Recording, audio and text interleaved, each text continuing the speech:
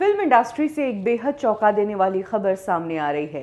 एक एक्ट्रेस जिसने कुछ ही दिनों पहले आत्महत्या की थी, वो अपने कमरे में पंखे से लटकी हुई मिली थी। उस एक्ट्रेस के डेथ के कुछ ही दिनों में अब उसके बॉयफ्रेंड ने भी सुसाइड कर लिया है, सेम उसी तरीके से जिस तरीके से एक्ट्रेस ने सुसाइड की।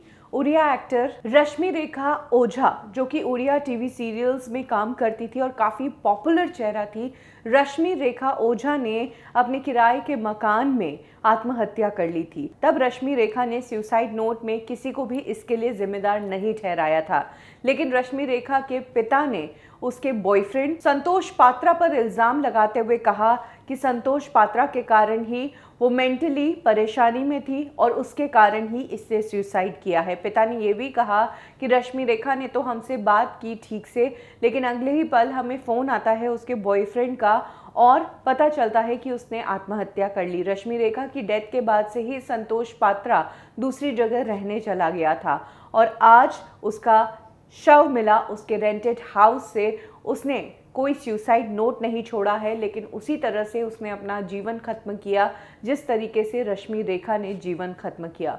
पुलिस इस मामले में इन्वेस्टिगेशन कर रही है, लेकिन संतोष पात्रा की मदर ने पुलिस को खुलासा करते हुए कहा कि रश्मि रेखा की डेथ के बाद से संतोष मेंटली परेशान था। वो उसकी डेथ से काफ़ी डिप्रेस हो गया था और कई बार सुसाइड करने की कोशिश कर रहा था। हम उसे हिम्मत दे रहे थे और ऐसा नहीं करने के लिए कह रहे थे, लेकिन आज उसने ये कर ही लिया।